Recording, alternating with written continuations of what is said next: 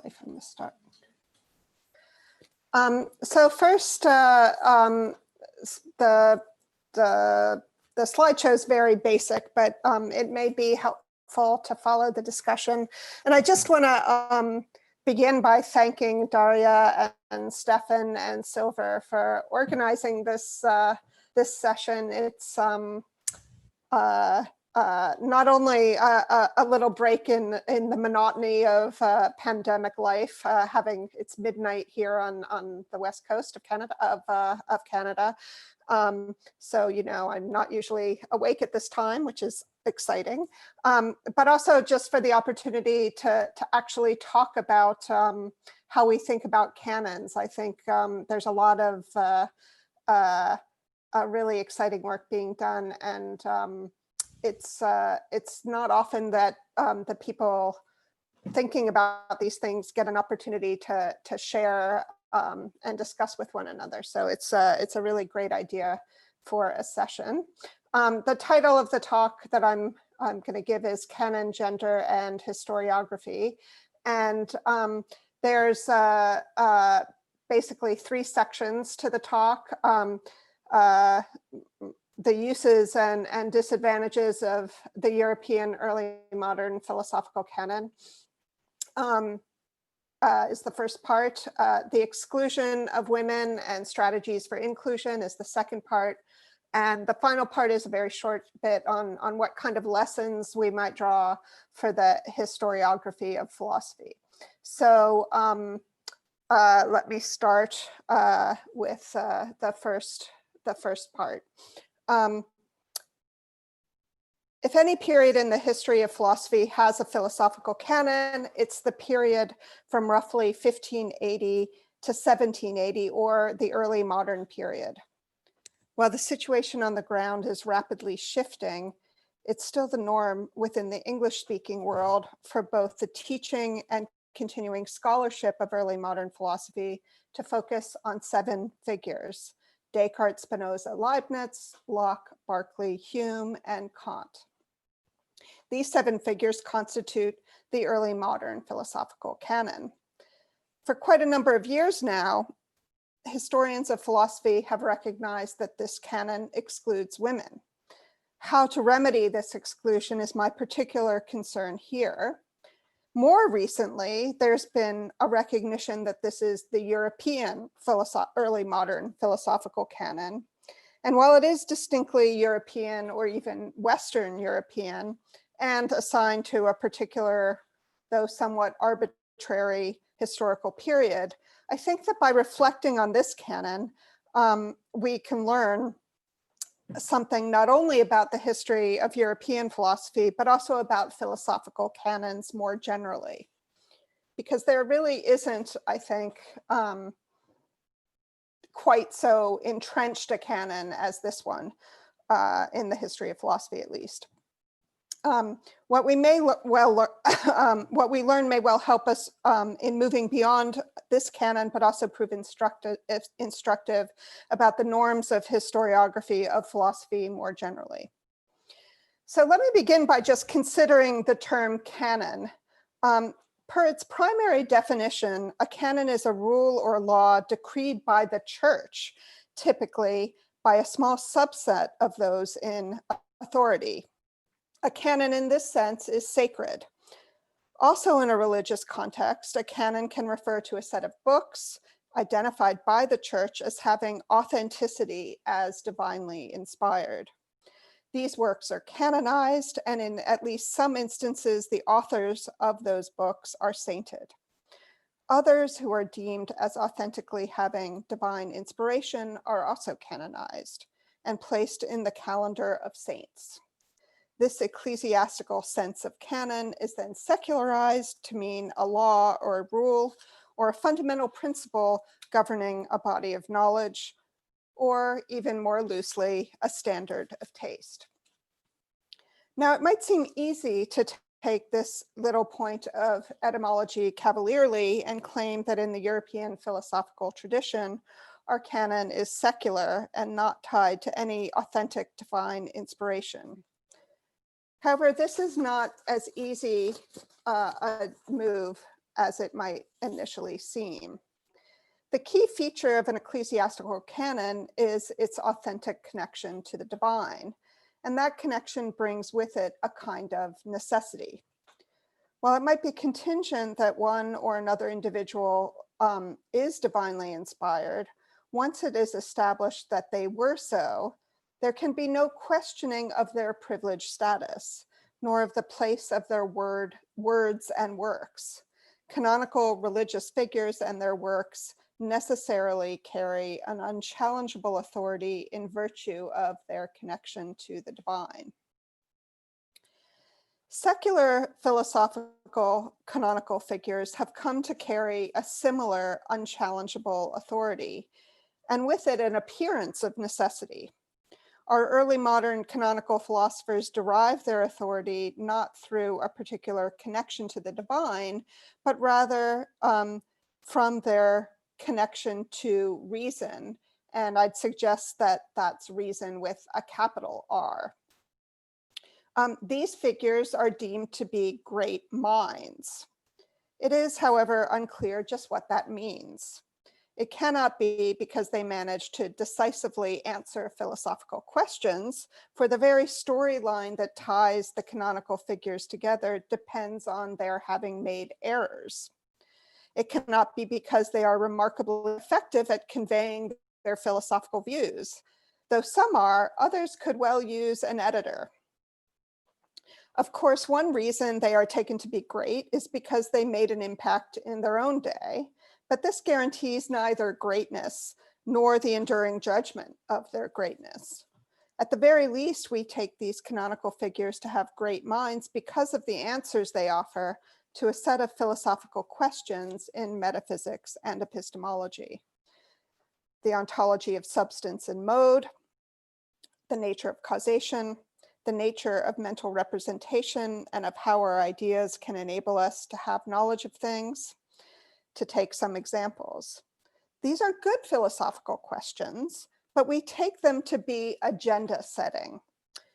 We canonize a philosopher as a secular saint insofar as we take them to offer answers that enable us to make progress of some kind.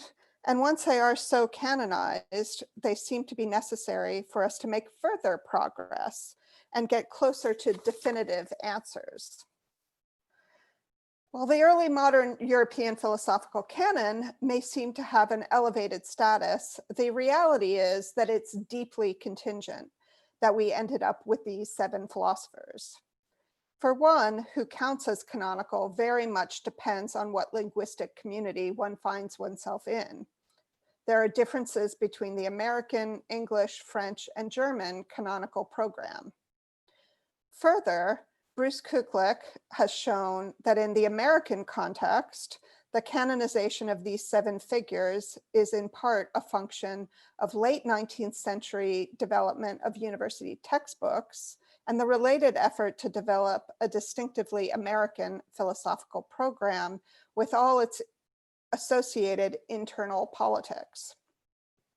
More recently, the work of Delphine Antoine Mahut and Sabrina Ebersmeyer demonstrate in detail that in other locales too, there are complex political considerations involved in establishing a philosophical canon in the first place.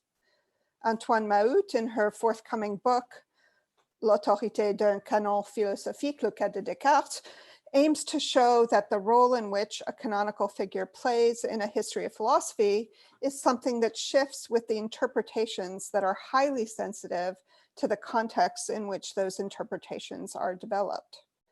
In a certain respect, then, the very identity of a given canonical figure is contingent. And she wants to show this using Descartes as a case study by focusing on 2 different editions of the History of Philosophy by Joseph-Marie Desgerando.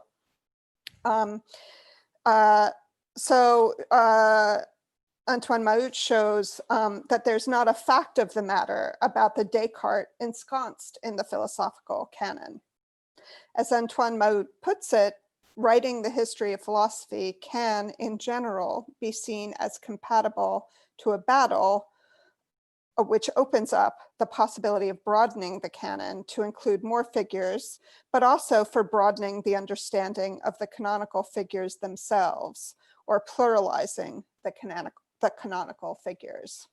And I should be clear, the two editions are very close to, relatively close to one another in time. One is 1804 and the other is 1847.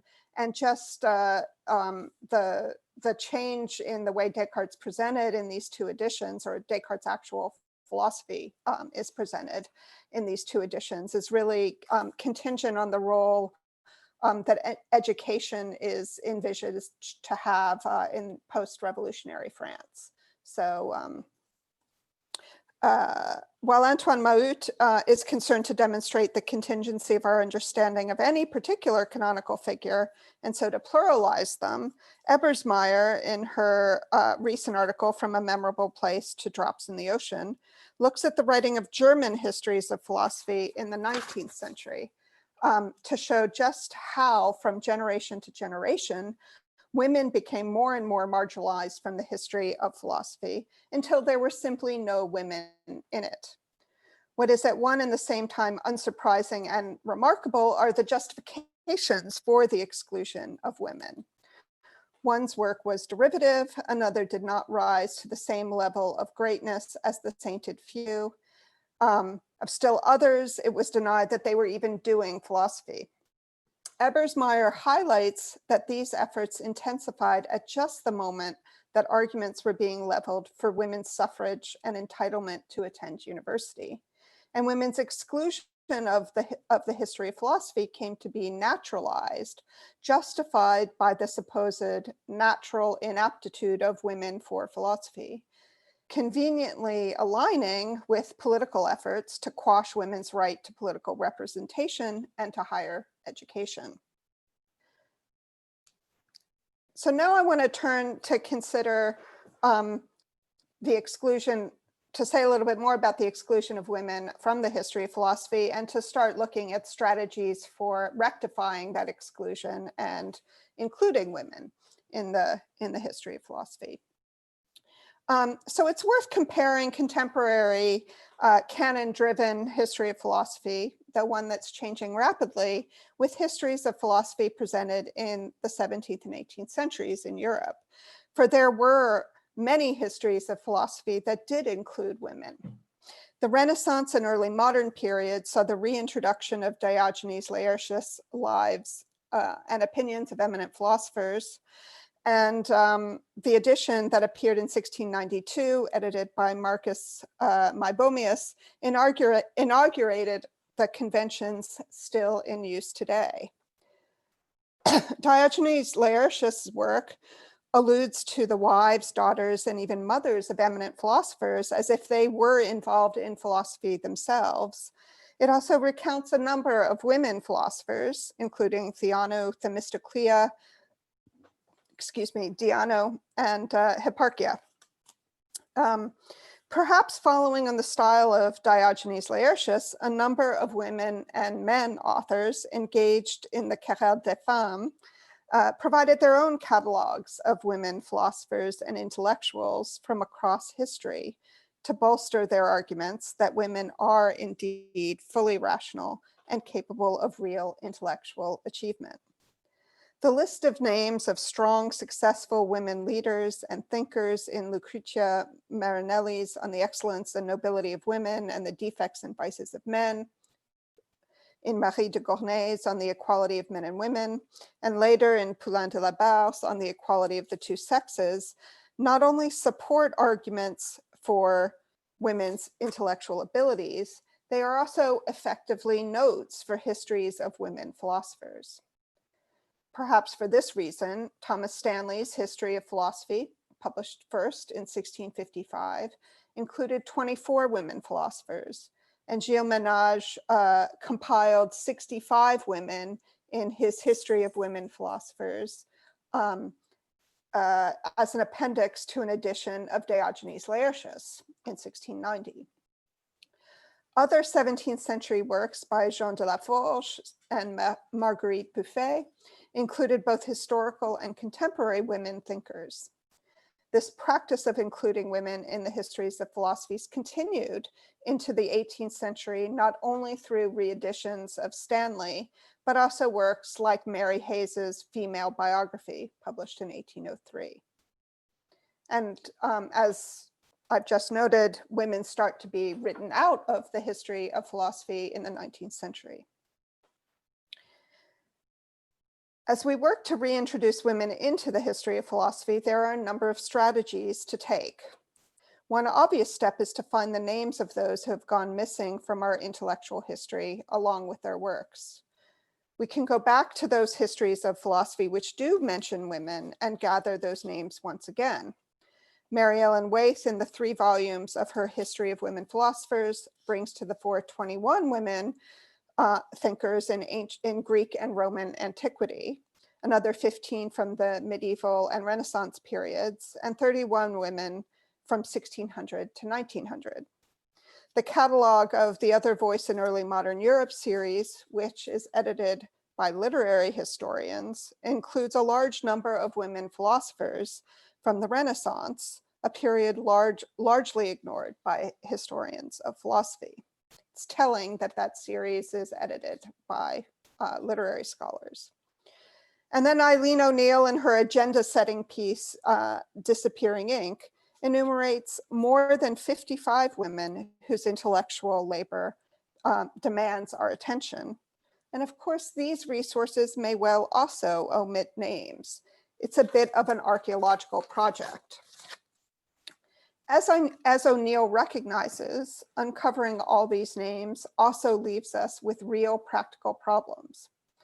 In order to truly recover these women thinkers, someone, hopefully more than one person, has to recover, read, and understand what is philosophically interesting about their works. This is a challenge for a number of reasons. First, there are only so many hours in a day, and there are a lot of works to be read. Moreover, identifying what is philosophically interesting in a work for which there is literally no body of scholarly literature is just challenging.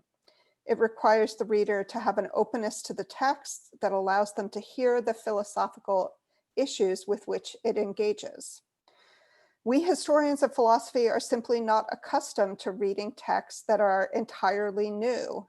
And so doing so takes time, patience, and perhaps more importantly, the opportunity to receive feedback, which can be hard when others have not read the works under discussion. There are added hurdles. Women philosophers often wrote in genres that have fallen out of fashion, and they were interested in philosophical questions that became gendered and then downgraded, and in some cases have disappeared from philosophy. So it takes a particular kind of resilience to read these works with an open mind. There are a number of ways to try to address this practical problem, being mindful of these reasons. And I want to focus on 3 of them. So first, we can prioritize attending to women philosophers whose own philosophical work engages with and intersects that of canonical philosophers. This approach can work to some extent, and it has done. Princess Elizabeth's extant philosophical work consists in her correspondence with Descartes. Damaris Cudworth, Lady Masham, corresponded with Leibniz in defense of her close friend Locke's philosophical program. Catherine Trotter Coburn also wrote in defense of Locke. Nonetheless, this strategy has 2 limitations. First, it inevitably positions women philosophers as subordinate to their canonical counterparts, for the women are read primarily as responding to the work of great thinkers rather than putting forward ideas of their own.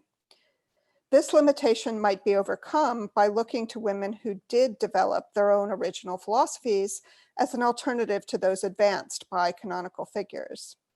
Margaret Cavendish, for instance, certainly aimed to do this in developing her natural philosophy. Her philosophical letters consist of an imagined correspondence between herself and Descartes, Thomas Hobbes, Henry Moore, and Francis Mercury von Helmont. And it shows just how her own natural philosophy is developing in response to the shortcomings of those advanced by others. This philosophy reaches maturity in her observations concerning the experimental philosophy, in which she advances a vitalist metaphysics that affords its own ontology, as well as accounts of causation, perception, and knowledge. Insofar as she's addressing the philosophical questions put on the agenda by the early modern philosophical canon, she can be brought into conversation with our 7 canonical figures relatively seamlessly. Similar strategies can be and are being deployed with other women of the period.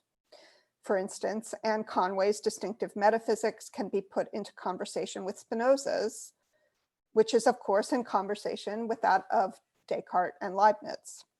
And Émilie du Châtelet's natural philosophy and philosophy of science directly engages with Newton and Leibniz and can also be set into conversation with Kant.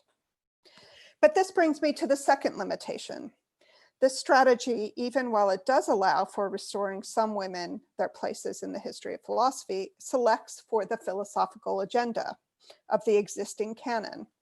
These women are taken to be worth attending to because they are focused on central questions of metaphysics and epistemology. It's certainly true that these are important and even central philosophical questions, but the canonical narrative of the history of philosophy presumes that these are the most central questions of philosophy and pushes us, if not to exclude, then to ignore other important philosophical questions. At least this is the case within early modern philosophy. The second strategy for addressing the practical problem also effectively asks us to filter through the large number of women philosophers looking for greatness that has been missed. And greatness is understood as making contributions to the canonical philosophical agenda that have not been adequately recognized. I have concerns about this strategy. Most trenchantly, however, simply expanding the canon in this way leaves an exclusionary structure very much still in place. The philosophical agenda is left solidly in place, and while a handful of women may well gain some recognition, there will still be many who will continue to be neglected. It might end up being even worse. For although one might take the canonical philosophers to be great because they made progress on the most central philosophical questions, one might also take it that the philosophical questions become so central, that is, become the philosophical agenda, because those were the questions these canonical figures asked. That is, we might see the canon to be substantively self-reinforcing. Once canonical figures get recognized as great, because they managed to make some progress in addressing some questions, perhaps, the greatness of their minds is further revealed in their framing and prioritizing these questions in metaphysics and epistemology. Reactionary forces might push back that while these women might have given particularly astute answers to these questions, they were not themselves agenda setters. That would inevitably lead to diminishing the contributions of these women and thus to their once again moving into the shadows. We need not concede the standard of greatness that seems to drive the early modern European canon, however. In his introduction to the edited volume, What Makes a Philosopher Great, Stephen Hetherington suggests that philosophical greatness, rather than a property of an individual thinker, provides a window into what philosophy is like at its best. He suggests that great philosophy, if not a great philosopher, might well be somewhat like a great art, or reorienting us, enabling us to see both the world and ourselves in a new way. This offers us some hope for identifying some great women philosophers. In that same volume, Karen Detlefsen argues that Émilie du Châtelet's greatness consists less in her contributions to metaphysics and philosophy of science, though those contributions were very significant, and more in the original ways in which she engages with questions surrounding human minds, ownership of one's mind, and the role that education plays in such ownership. The precision with which du Châtelet does so, and the concern that she holds to improve the lives of human beings, and in particular those who are more socially disadvantaged than others. Detlefsen's argument brings me to the third strategy for approaching the large number of early modern women who have been neglected. While philosophy of mind has long been counted among the canonical topics of early modern philosophy, the focus has largely been on the epistemic questions of mental representation. What's an idea? Does having an idea entail awareness of its content? What's the nature of awareness or consciousness? What's the connection between the content of the idea and its actual object in the world? Detlefsen, however, focuses on du Châtelet's attention to a different dimension of early modern accounts of mind, the ownership of one's thoughts. While this ownership of thought is related to the canonical questions of consciousness, when we own our thoughts, we are not merely aware of them, but have appropriated them. This shift in dimension is part of du Châtelet's originality. However, Detlefsen does not argue that du Châtelet's turn to this dimension is all her own. Rather, she situates du Châtelet within a discussion that had been going on long before her, one about equality of women as rational creatures, and so about the importance of educating women. What is original about du Châtelet, in Detlefsen's view, is that she rejects appeals to biblical and religious authority to ground rationality and sets self-ownership of thought on solid secular ground. Detlefsen sees du Châtelet thus opening up the possibility of rejecting the social customs and structures that subjugate women in a new way, even if she herself does not fully advocate for those changes. Part of the reason the contributions of women philosophers have been neglected or even erased is because the philosophical questions in which they are most interested were not and have not been on the canonical agenda. Du Châtelet is one in a long line of women thinkers who are particularly concerned with education and women's education in particular, to argue that women are fit to be educated and so ought to be educated, and to consider the form that education ought to take. And yet, until very recently, these works were not read by historians of philosophy. There are other philosophical questions that historical women thinkers were interested in and yet are not taken seriously, again, within the history of philosophy. Some women were concerned to work out how there could be equality between individual human beings despite their differences. For instance, the equality of the two different sexes. Others were concerned to distinguish true friendship from the superficial relationships that sometimes pass for friends. Others were concerned with religion and distinguishing what was sometimes referred to as true religion from a feigned religious authority. Still others considered the challenges the marital contract visited upon women under conditions of real inequality, and so raised questions about the nature of contracts more generally. These considerations of marriage were often also connected with evaluations of familial structures. More standard philosophical questions about the passions and their regulation, virtue, and autonomy were also of interest to these historical women thinkers. O'Neill suggests that women whose philosophy is centered on these topics drop out of history of philosophy because the questions themselves become gendered and diminish in value insofar as they are deemed feminine.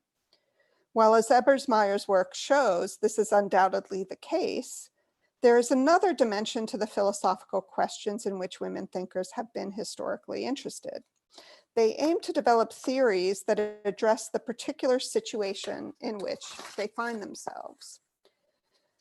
Contemporary philosopher Charles Mills draws a distinction between ideal and non-ideal theory in the effort to articulate norms of ethics and political philosophy.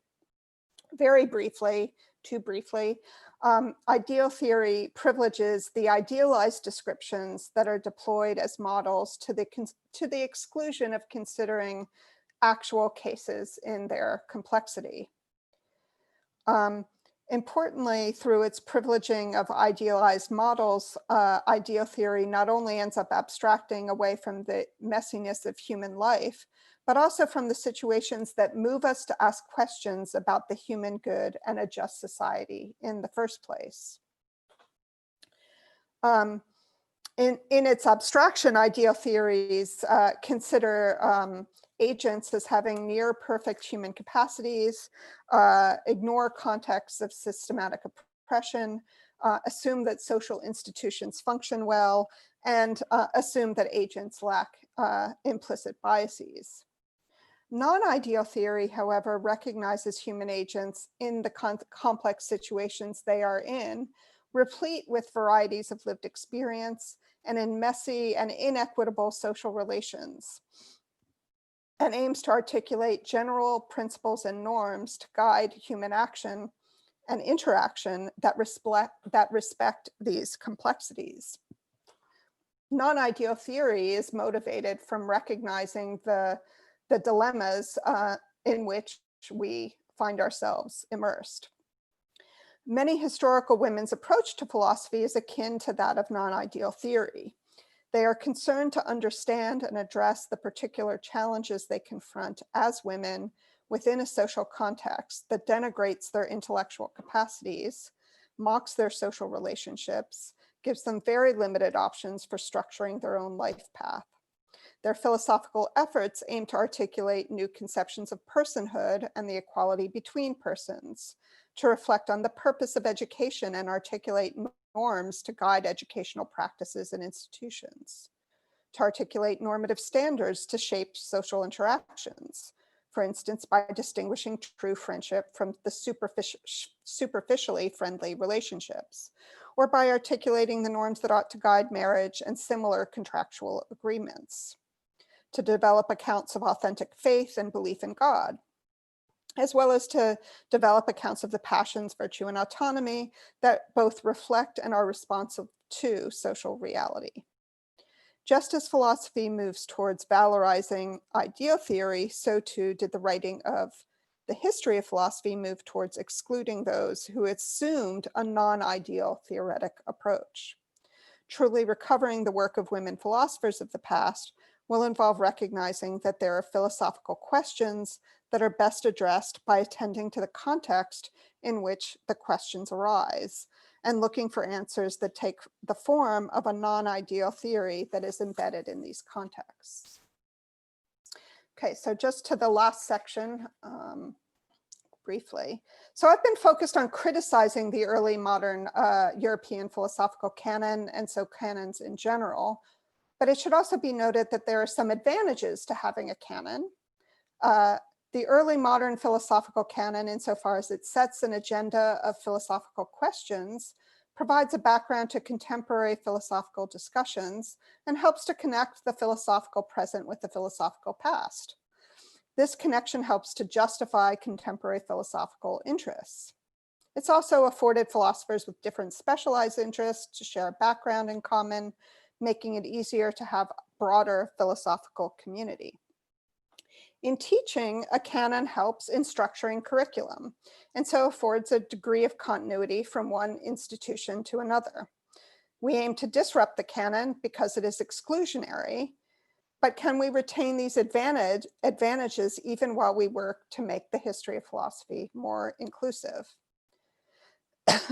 Noting these advantages can provide helpful guidance as we set about reconceiving both the history of philosophy and how we undertake it. First, we need to be mindful that the doxography, the recovery of all these works, not be simply for doxography's sake. That is, the philosopher's project is not identical to a philologist's. In doing this philosophical archaeology, we need not only to look for artifacts, but also to look for points of potential commonality that can help to lend a degree of cohesion to our discipline. Second, while we like to think of the early modern canon as providing students and even more mature philosophers with a set of common texts that bind us all together, it's less the authors and their works that allow us to enter into conversation with one another, but rather the common interest in the philosophical questions that structure the canonical agenda. The grip the questions have on us is what some people described as a philosophical instinct or a motivation to understand ourselves and our place in the world, to reflect on the world around us and our place in it. Indeed, I would argue that philosophy matters precisely because of the reflective stance it cultivates. Philosophy asks us to identify assumptions, evaluate those assumptions, look for consistency and pressure points. The idea is that doing this actually helps to improve our lives. At least I think that's what these historical women philosophers find valuable about philosophy. Women thinkers in the history of philosophy are interested in philosophical questions because they believe that articulating our fundamental assumptions and getting them right can make a real difference in the quality of their lives, but also of those of women, both their contemporaries and of the future. As we rewrite the history of philosophy, we ought to ensure that this reflective spirit is front and center, that we look to the history of philosophy to help us illuminate our contemporary problems and thereby to help to see our way to their solutions. It's through our shared interest in asking questions and in interacting with one another to seek answers to them that we can find the commonality the canon provides, rather than through a limited set of figures and texts. Thank you. Thank you, Lisa. Hope I didn't go on too long. Yes, so now we are going to the second presentation of this part. It will be Stefan Hessbrüggen-Walter. He will speak about data-guided history of philosophy. Stefan Hessbrüggen-Walter is Associate Professor of Philosophy at High School of Economics, Moscow. He specializes in the history of early modern philosophy, in particular in Germany between Melanchthon and Kant. And he is also interested in the application of digital methods to investigations in the history of philosophy and the methodology of the digital humanities in general. So Stefan, please, the floor is yours. Probably you should turn on your mic.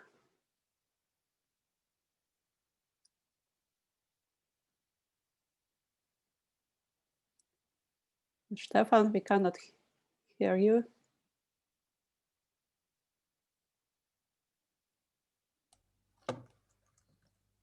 Yeah, I thought I had a hardware mute, but it was a software mute. Okay, now I should be, Daria is smiling, so you can hear me. Okay, sorry. It is a truism that academic philosophy is one of the disciplines in the contemporary university that time and again must justify its own existence, not only within institutions of higher learning, but vis-a-vis society at large. The life of historians of philosophy is even harder. We need to justify our existence not only to non-philosophers, but also to some of our colleagues who do not self-describe as historians of philosophy. One popular justification of the history of philosophy focuses on its contributions to the solution of problems contemporary philosophers believe to be philosophical.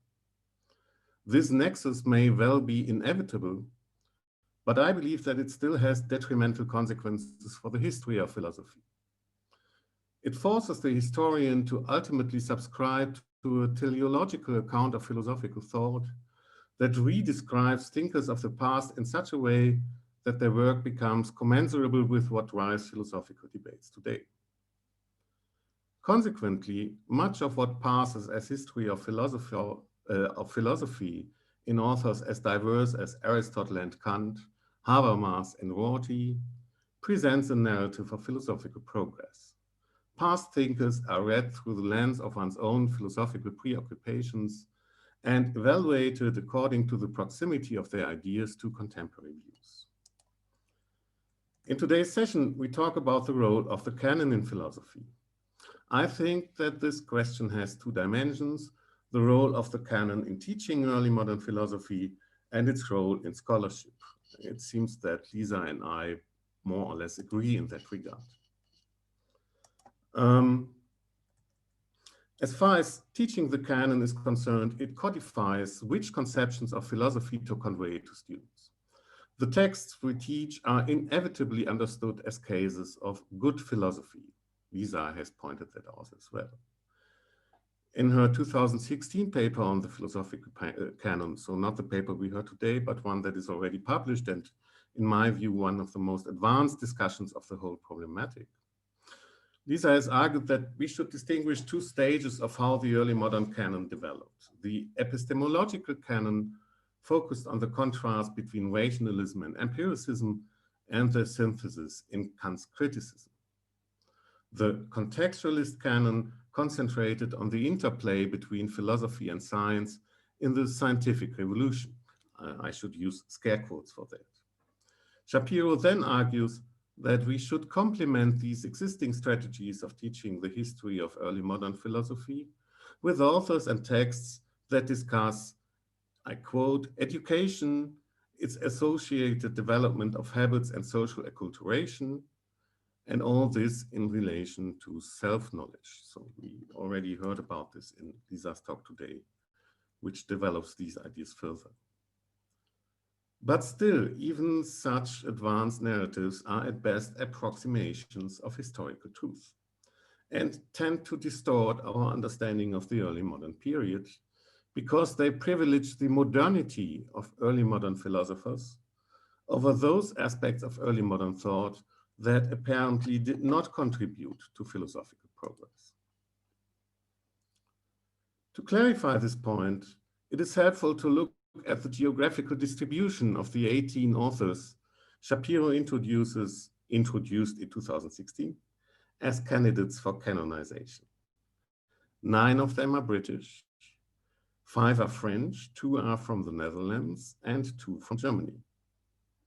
Lisa then concedes, and we heard this again today, that philosophical canons may to a certain extent differ from one country or philosophical culture to the next.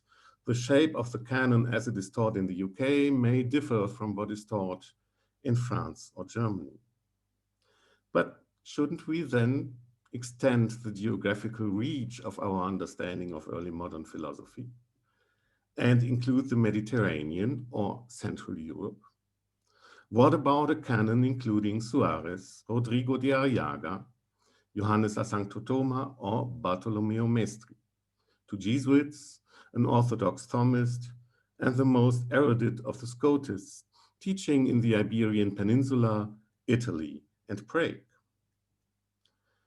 In most philosophy departments, those colleagues who do not self-describe as historians of philosophy might be baffled if this was a reading list for the course on the history of modern philosophy, and might suggest that we have it exactly backwards, because this is a course in the history of anti-modern philosophy.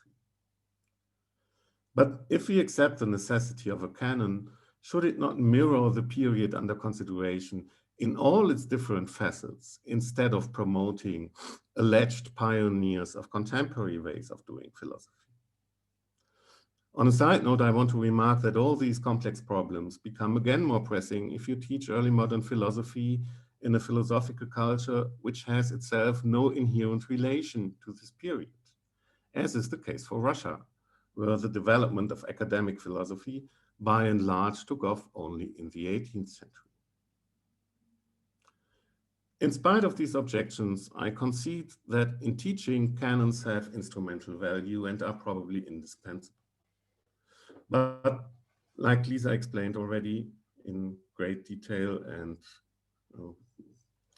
very accessibly, thank you, we should become more aware of the subtext canons convey and the unspoken assumptions that form their foundation.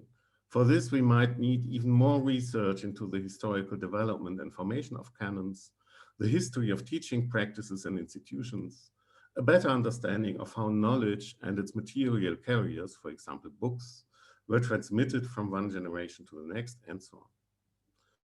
Such investigations may help to make tacit presuppositions of canon creation more explicit and may help us to avoid hidden agendas like the construction of philosophical progress that at least some historians of the early modern period seem to accept without further reflection.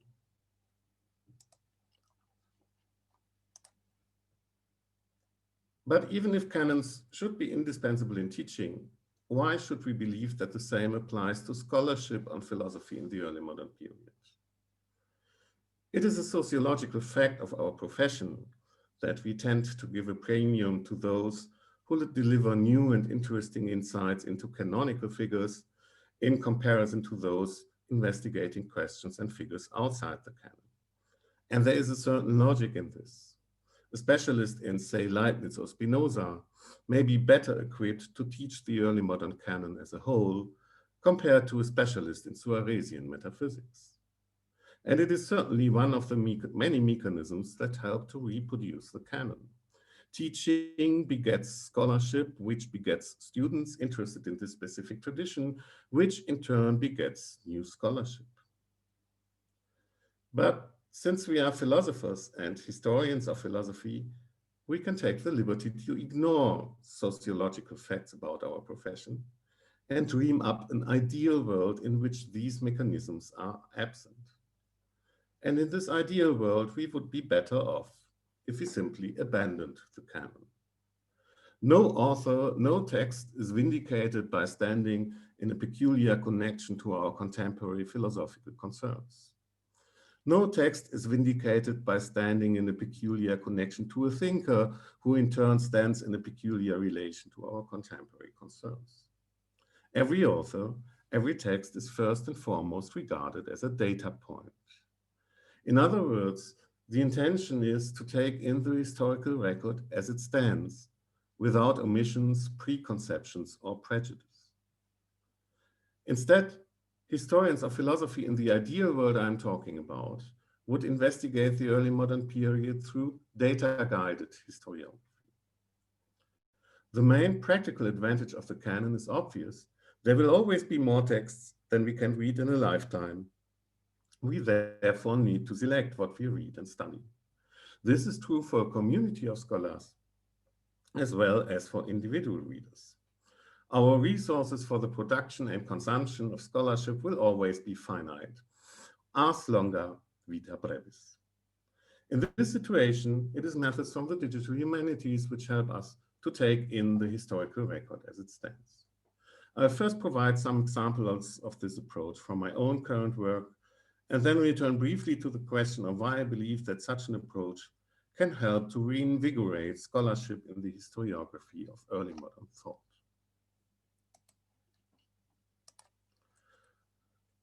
What I want to present today concerns the analysis of data about texts, metadata, rather than texts themselves as data.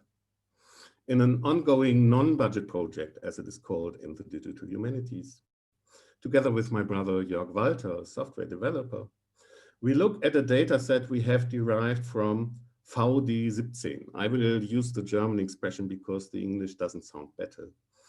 The German National Bibliography of Prints from the 17th century, in order to learn more about the landscape of German academic philosophy between 1601 and 1700. We started our work with the analysis of data for more than 20,000 philosophical dissertations that are registered in this bibliography. Philosophical dissertations are philosophical because they were defended at a faculty of philosophy. Every dissertation that a cataloger has marked as philosophical in this sense is part of our initial data set. I'll emphasize those aspects of our analysis that concern the shape of the data set as a whole. In this, I concentrate today on institutional and individual actors, universities and other institutions of higher learning, and the supervisors, in Latin presides, of early modern dissertations in philosophy in Germany in this period. The analysis of institutions of higher learning provides insights into the geographical distribution of these dissertations and denominational aspects of 17th century German philosophy. The analysis of presides gives us a first idea about the typical career paths of early modern German philosophers and shows to which extent the very notion of a philosopher is arbitrary and depends on the research questions we want to answer. In the end, I will briefly return to the problem of the canon and look at how those who participated in early modern German dissertations are represented in contemporary scholarship. The first step in every analysis in the digital humanities consists in an evaluation of the available data. No data set is perfect. And even if a data set was perfect, we cannot expect libraries to contain a complete record of print production in 17th century Germany. Even more so since dissertations are a comparatively ephemeral genre. So in order to assess to which extent these dissertations are representative for the philosophical landscape of Germany in the 17th century, we must be aware of the limitations of our data.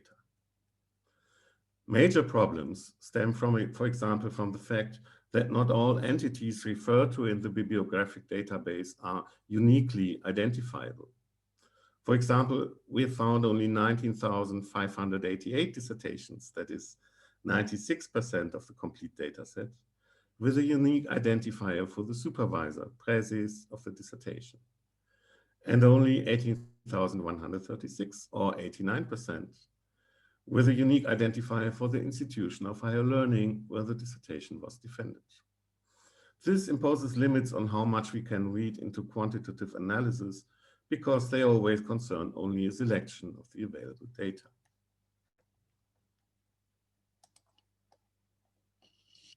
The first picture. The second dimension of incompleteness is of more concern for us. Not all German libraries have participated in VD17. If we look at the map of institutions of higher learning in our dataset, we see that the rest of Germany is conspicuously underrepresented. Here is a huge white gap. Duisburg University, academic home of the Cartesian Klauberg, is missing because it lacks a unique identifier. And apparently no philosophical dissertation from Cologne University can be found in the stacks of those libraries which participate in VD17. The criteria for the inclusion of prints from what is today Austria and the German-speaking parts of Switzerland are not very clear either. It stands to be suspected that only those prints that could be found in German libraries were included. If you look again at the map, you also see that I have colored some institutions in yellow. They can be clearly identified as Catholic institutions. Violet marks all other institutions, Protestant ones, and those with unclear confessional identity, a difficult topic I will not go into here. There are less Catholic than non-Catholic, what I've called other institutions in our dataset. 43% of all institutions in our list are identifiable as Catholic, but they are responsible only for 7.4% of the total output of printed dissertations that we found. The output per institution in Catholic institutions of higher learning is approximately only a sixth of the overall average. So in other institutions, you find on average roughly 120 dissertations per institution. For Catholic institutions, only roughly 20. This can be due to various factors. As Jakob Schmutz had discussed in our summer school in 2018, the teaching culture at Catholic institutions in this period was firmly rooted in the manuscript tradition. This means that theses for dissertations may have been submitted in most cases in handwriting. But then only a limited number of exemplars may have existed at all. The second explanation concerns the expulsion of the Jesuits in the 18th century and the secularization of monastic institutions at the beginning of the 19th century. We know that many books were lost in these events. And finally, 500,000 prints, among them many volumes from Catholic institutions of higher learning, were destroyed in World War II when a bomb hit what is today the Bavarian State Library in Munich. So even if we take into account that the printing of dissertations was practiced more widely in the Protestant lands, we should note that VD17 and possibly the printed record as a whole is significantly skewed towards Protestant philosophy, and that the evidence we have of Catholic dissertations in 17th century Germany is significantly less comprehensive. Whether or not the integration of additional data sources would change this picture profoundly is still an open question, but I would have my doubts. I've already claimed that every dissertation defended at a faculty of philosophy should count as a philosophical dissertation. The question is, however, whether everyone participating in a philosophical dissertation in this sense should therefore be counted as a philosopher. The criteria for who counts as a philosopher in the early modern period are quite vague anyway, so I can't offer you any widely acceptable criterion or definition for this. Looking at our data, we can see why that is the case. The question who to count is to a certain extent arbitrary.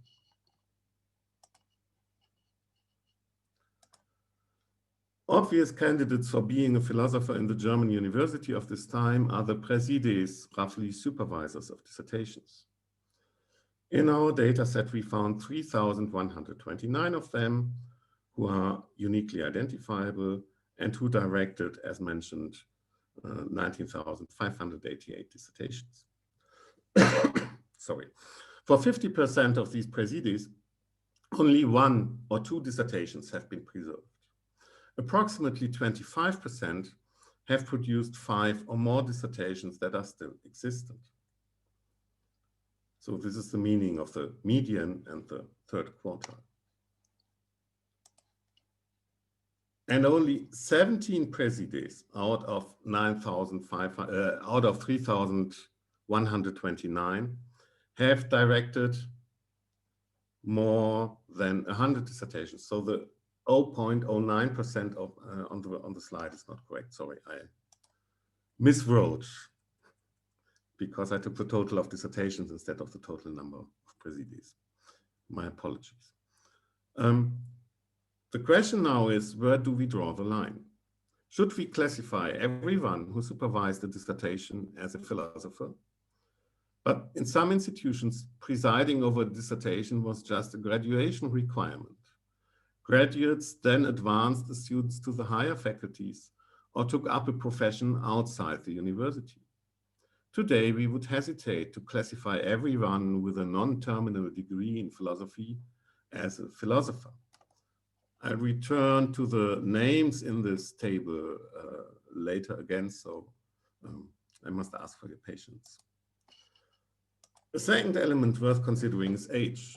The plot you see shows the age of Präsides at the time of publication of the dissertation.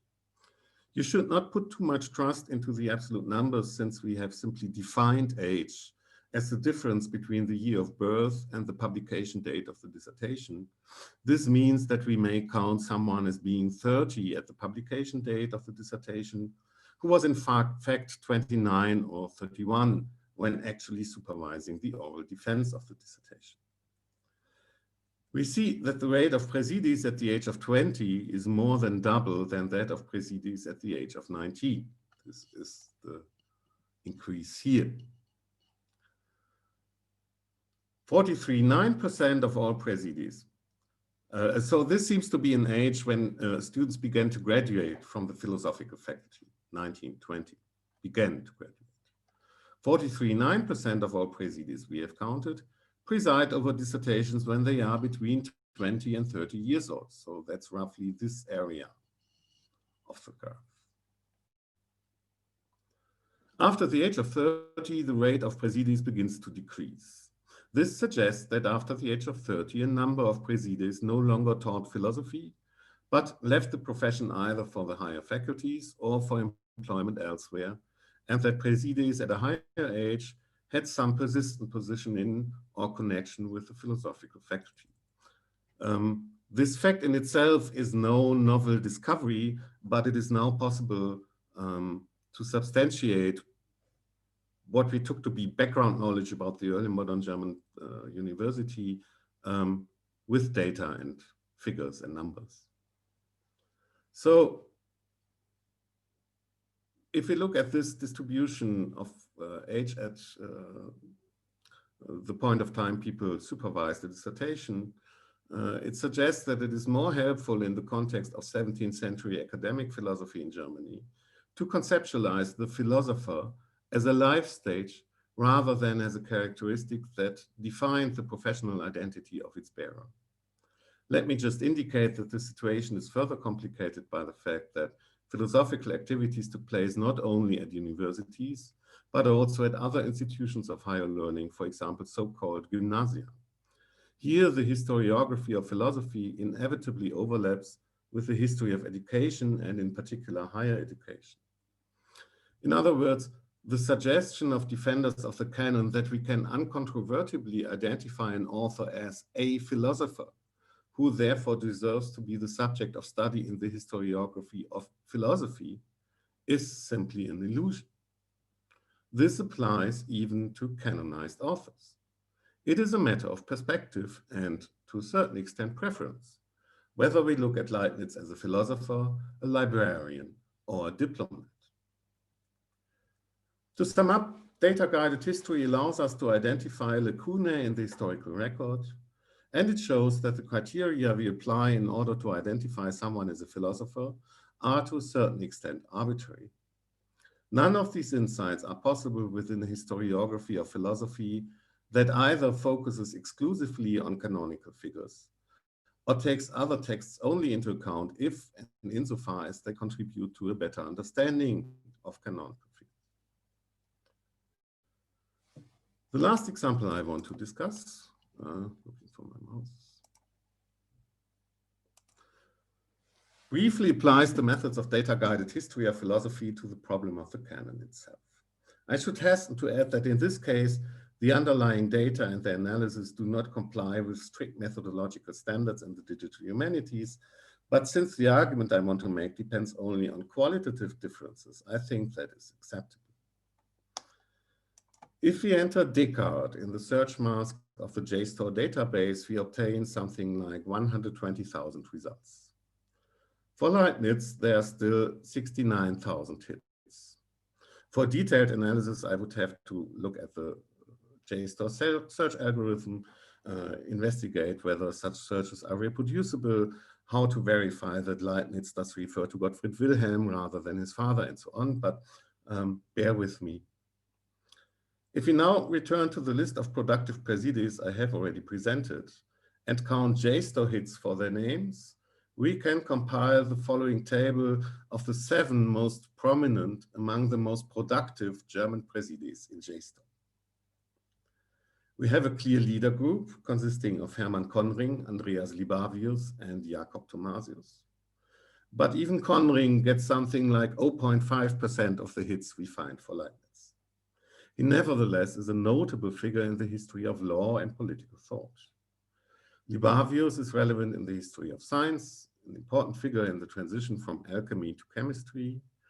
And Thomasius was not only Leibniz's teacher, but also corresponded with his student, letters which provide important insights into Leibniz's early thought. They are followed by names who, with some exception, might be better known outside the history of philosophy proper.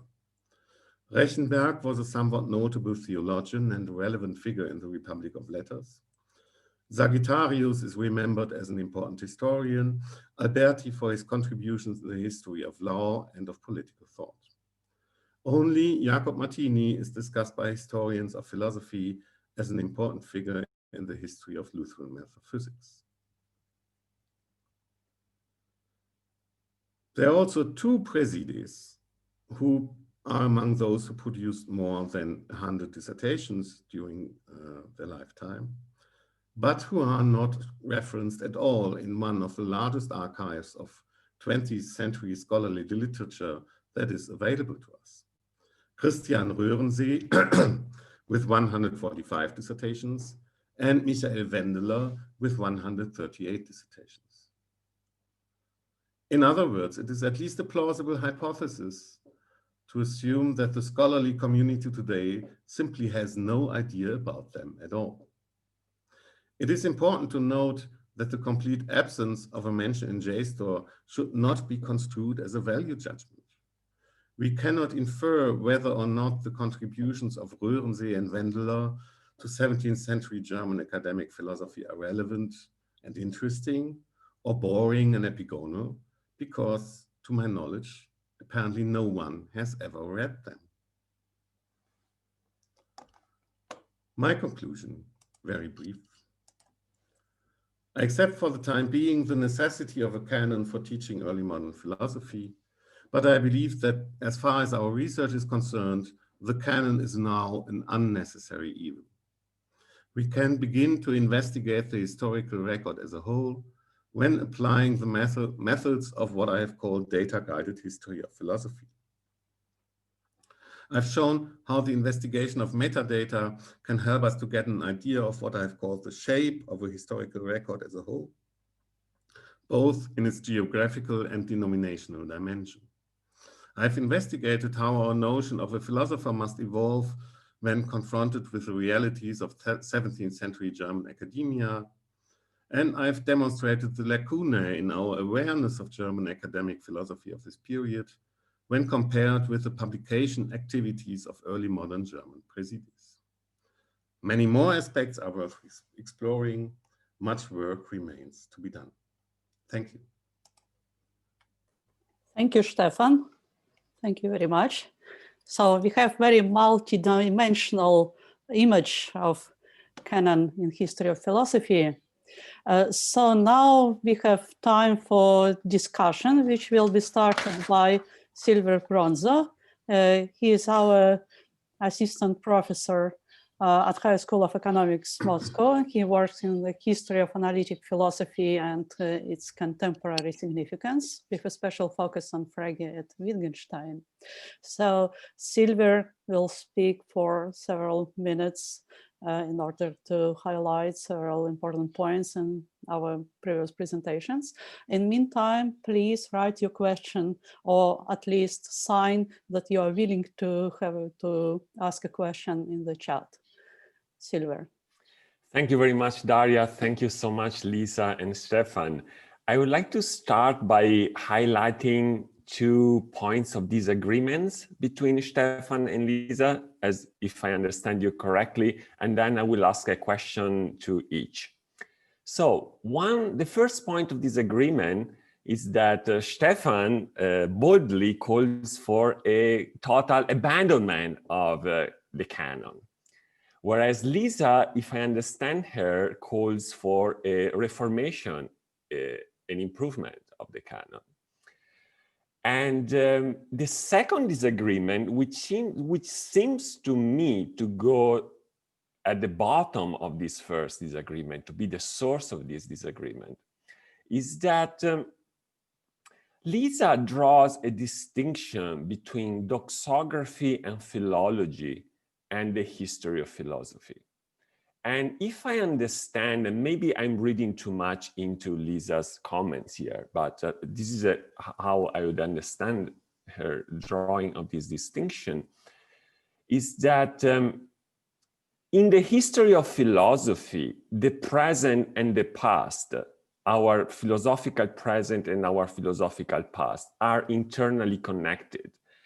And a canon expresses a narrative of our past, which in turn encapsulate a vision of what we are and can be and should be as philosophers.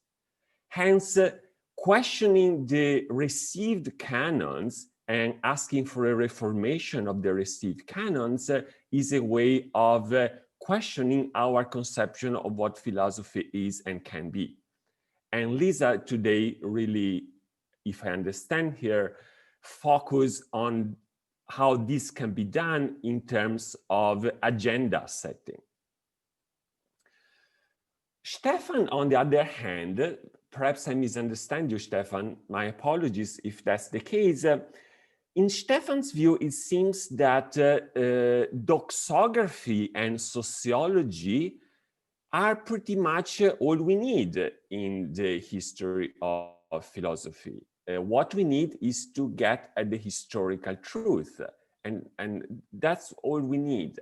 And in the initial part of Stefan's thought, he voiced some concern, which I fully share, for all that matters, some skepticism, some worry about bringing together the present and the past as leading to anachronistic history of philosophy, where we project our present philosophical concerns into the past. Now, an alternative to this, which seems to me an alternative way of thinking that the present and the past are internally connected when we come to the history of philosophy, which seems to me to underlie Lisa's vision, is that the relevance of the philosophical past lies precisely in its untimeliness. To use Stefan's category, in its non-modernity. I mean, the past is interesting precisely because it can lead us to see the contingency of our present frameworks, of our present agendas, and on our present menu of worries and possible solutions. And so to lead us questioning the past and studying the past and reaching historical accuracy about the past is important because it can lead us to new ways of imagining ourselves today as philosophers. So from this perspective, an accurate doxography is a necessary starting point for good history for history of philosophy, but it's only the starting point, which has to go on with the elaboration of an alternative or a better narrative, which involves an elaboration of a new or alternative canon. Sorry if I went on a little bit too long. Now, briefly, the questions, well, the first questions for both is whether you recognize yourself in this summary or not, and whether I misrepresented you. My apologies if that's the case. Then a brief question for Lisa and one for Stefan. For Lisa, I would like to, if you could say something about how you see the relationship between the political agenda in rehabilitating the work of women philosophers in the early modern period and the philosophical agenda of doing this, and whether good doxography is in principle enough for the political agenda, by which I mean redressing a form of injustice that has been perpetuating and try to stop its continuous perpetuation. Or so if all we need, if all we are interested is the political point of rehabilitating the work of women, isn't doxography enough? Or how is it? Do we have to show, as I understood you want to show, that studying women in the early modern period is important because it leads us to expand and change and question our contemporary political agenda. This seems to be a point, a philosophical point that goes beyond the strictly political point. And a quick question for Stefan is, you draw a distinction between teaching and scholarship. So in your scholarly utopia, it seems, doxography and sociology is all we need, but that's not the case for teaching. So I would like to ask you if you can say more about this. What's so peculiar about teaching? Why do we need canons in teaching? And do we need canons in teaching even in the utopia or not? Thank you. Okay, thank you very much. Thank you, Silver. So I suppose, Lisa, maybe you start answering. Thanks, Silver. I do recognize myself in your summary. So and thank you very much. In fact, some of how you put what I was trying to say is much more elegant and clear than I, in fact, put it. I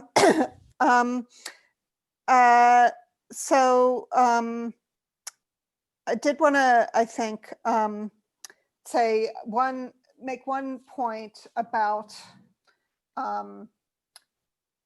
my perspective on the canon. I do think you're right that I'm not quite willing to abandon the canon and want to reform it, but some might think the way in which I want to reform it constitutes abandonment, because I'm less interested in valorizing and canonizing particular figures, and just to focus. So I would prefer to have the canon be focused on the philosophical questions, and get clear sort of why any given thinker is interesting to us. So I don't know whether that counts as preserving the canon or not, right? I think that depends on what you take to be important about the canon.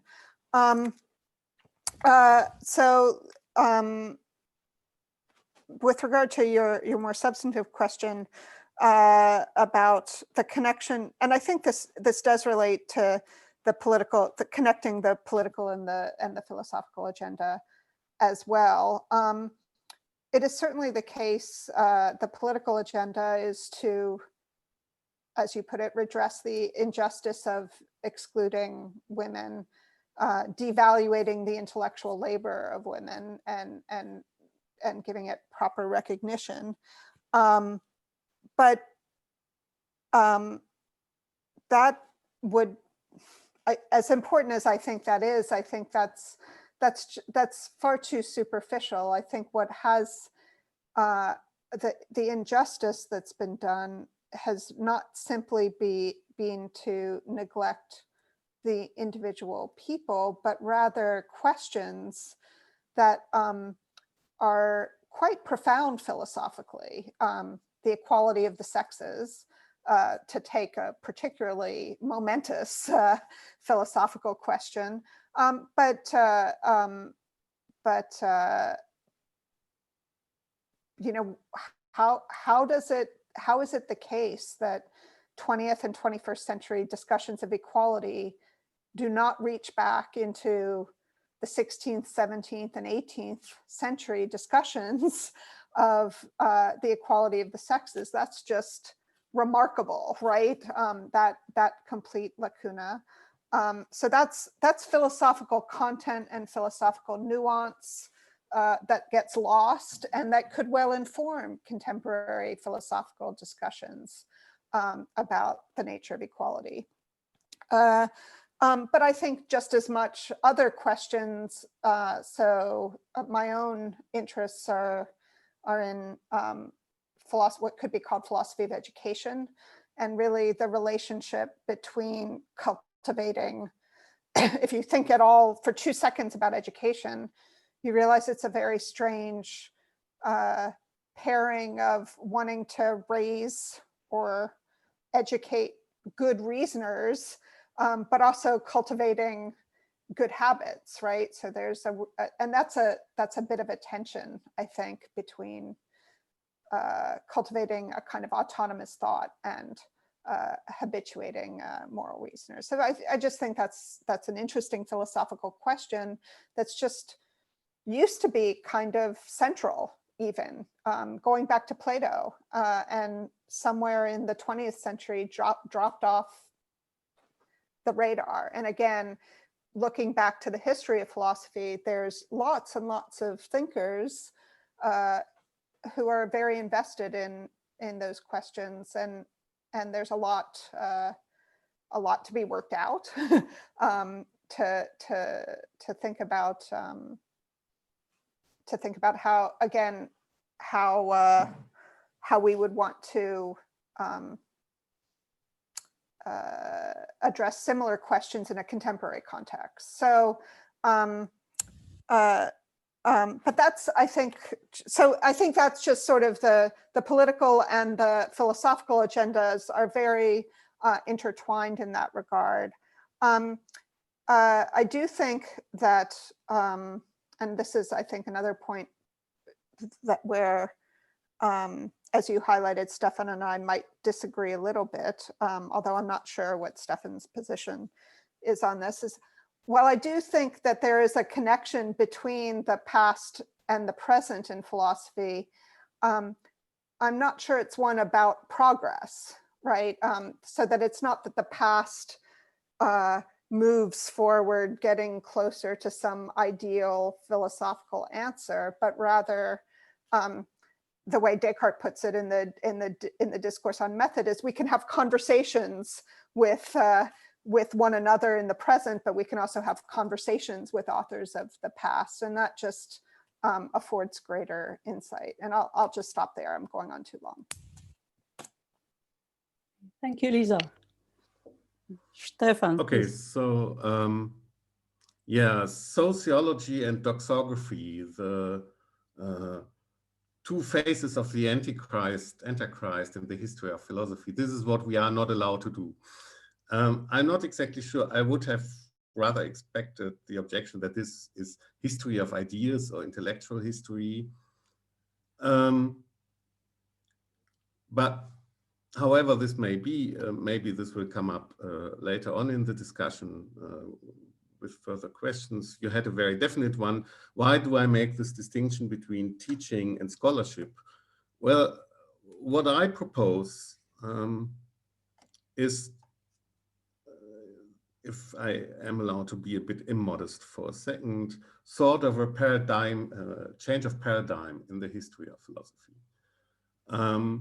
So while this change is underway, we still need to teach early modern philosophy.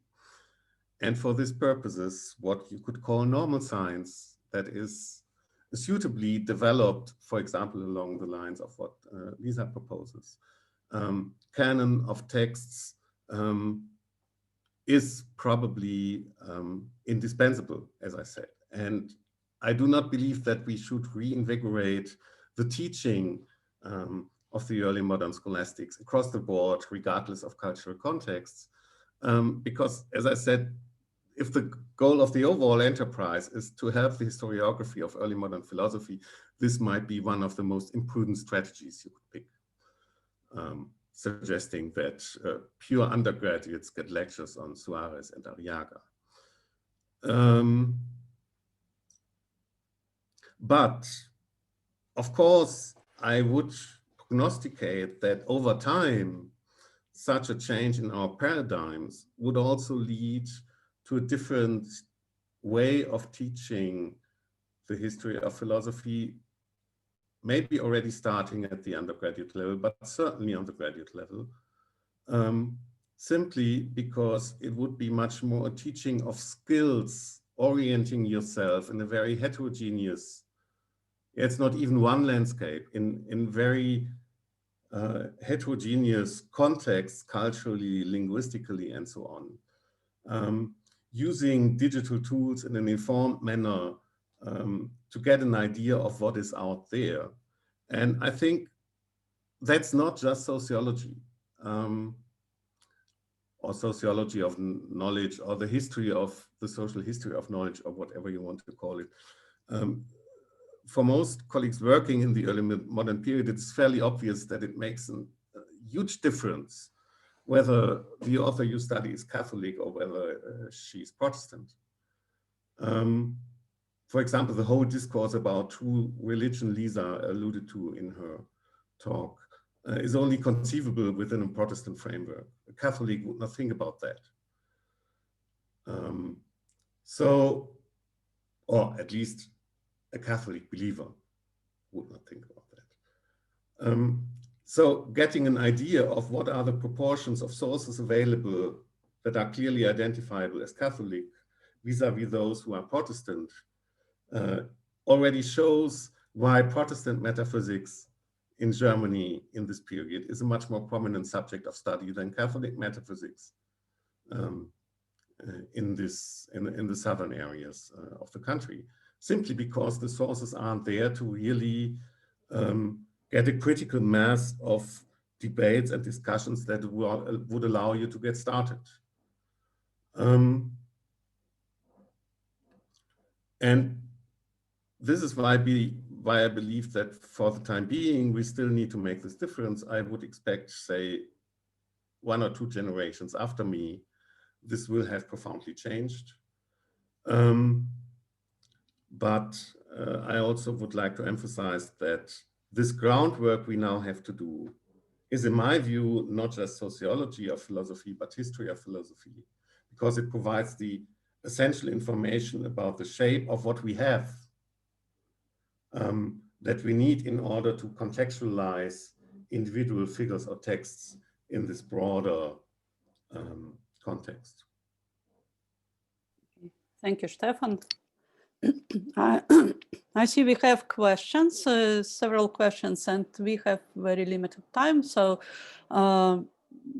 a lot of comments and questions from Enrico Pasini, I suppose, then Cory Dick and Martin Lenz. And I suppose these 3 questions we have to be limited to. And we will try to answer, maybe not very quite briefly. So please, Enrico Pasini, could you make your comments in voice, or you prefer we will read? Yes, so I try to keep them shorter when I put them in the chat so that we get more time. For Liza, my question was, can you conclude from what you said that any proposed canon is a purpose device, so that this purpose should be the object of a declaration accompanying any proposal of a canon? And the second question for Liza, because of something you said in your first answer, might something philosophical in itself be interesting to us for unphilosophical reasons, for example, sheerly historiographic reasons, or maybe something not perfectly philosophical be interesting to us in a historical way for philosophical reason? I could use the example of philosophical poetry that you know quite well. And for Stefan, I have a lot of questions, but I try to shorten them. The first one is connected to something you said in the end. Isn't sociology of the past, in fact, historiography? Second question, don't you need some qualification of what you mean by philosopher? For instance, some of the people you mentioned would be momentary philosophers. They were philosophers at the time when they wrote a dissertation, but then they would be anything else from philosopher, or sideline philosophers, so people like Conring, or many people who were physicians and commented Aristotle in the medical faculty, so were philosophers in a sense, but in fact were not philosophers for trade. And these are different components of the philosophical field, again, to use a sociological word, at a given time, in a given place, and not in general. And I had a couple of other questions that I'll leave out. So thank you for giving me this little time. Okay, thank you very much. Maybe Lisa will start. So I'll just be brief. Yeah, I think we'd be much better off if in having to explain why we take to be a set of texts or figures to be significant enough to spend time with. I think we're stuck in a position where there's just a kind of replication of what we were taught, and that goes from generation to generation to generation, so that 100 years pass and we're all still doing the same thing. So maybe if we had to justify our interests a bit more explicitly, that wouldn't be a bad thing. And yes, I mean, I do think the boundaries. There's certainly lots of context in which philosophy is done that's relevant, that's got philosophical relevance. The boundary between natural philosophy and philosophy, to take a good old-fashioned example, is a blurry one. And Boyle's experiments with sheep bladders have philosophical significance as much as anything, and equally, there's something, certainly other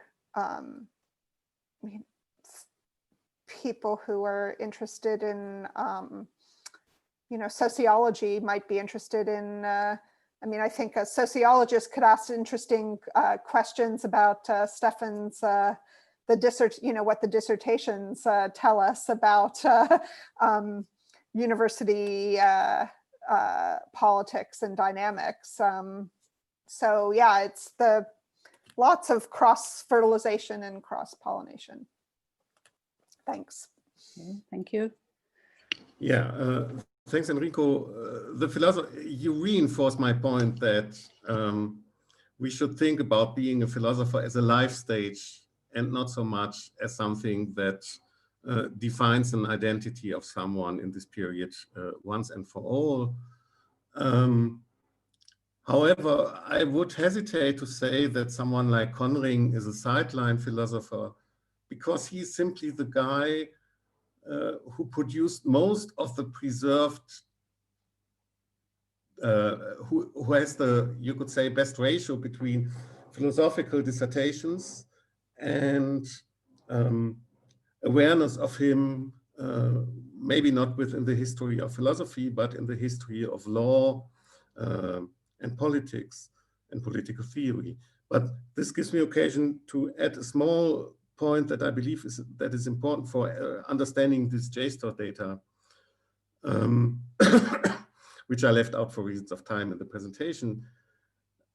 The overwhelming majority of hits for the people I did find did not come from the history of philosophy, with a small exception of Martini. A lot of hits from history of theology, church history, history of law, but also Johann Sperling, with a lot of mentions, 7, I believe, regarding his pioneering role in the history of entomology.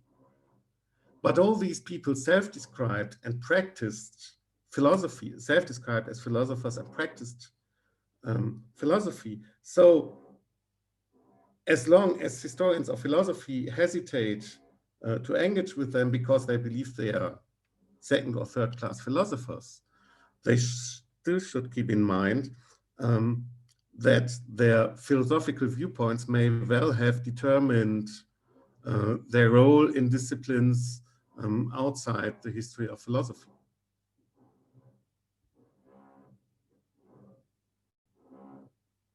That's it, Daria.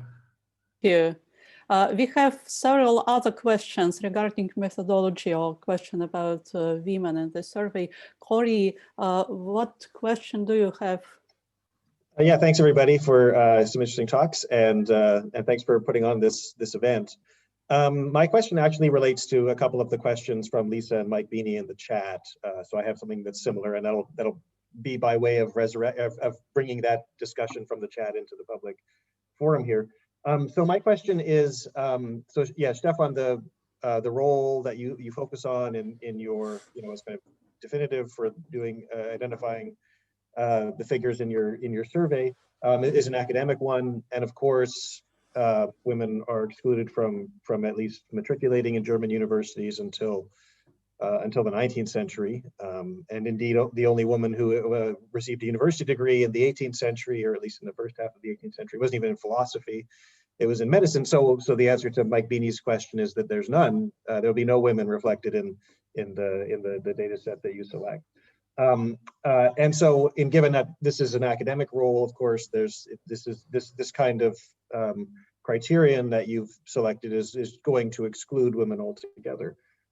So, I mean, the worry then would be that this kind of method might end up reproducing or underlining the kind of injustices that Lisa is pointing out in her talk with respect to excluding women from histories of philosophy. Now, that clearly isn't something that's built into the method that you make use of.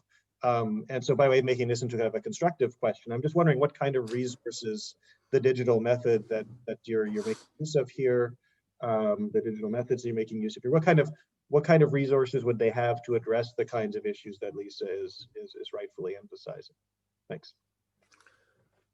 The salient point of choosing dissertations is that it is a purely internal criterion whether or not a dissertation has been defended at a faculty of philosophy.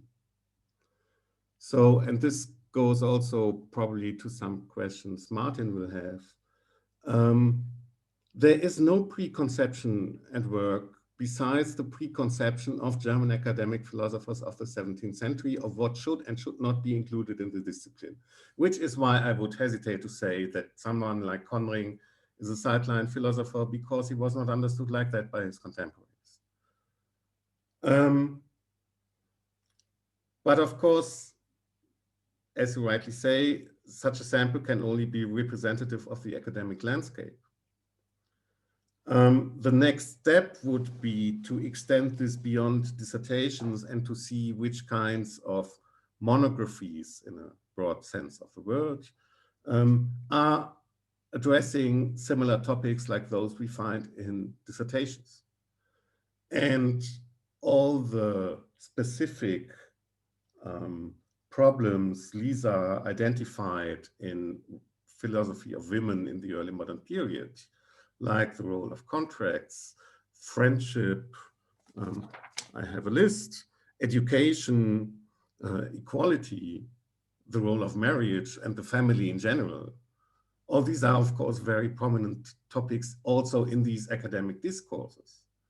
So if you start from the academic representation of philosophy, you probably get a fuller picture of what people were actually discussing in this period than by pre-selecting according to what you can connect immediately to present-day concerns.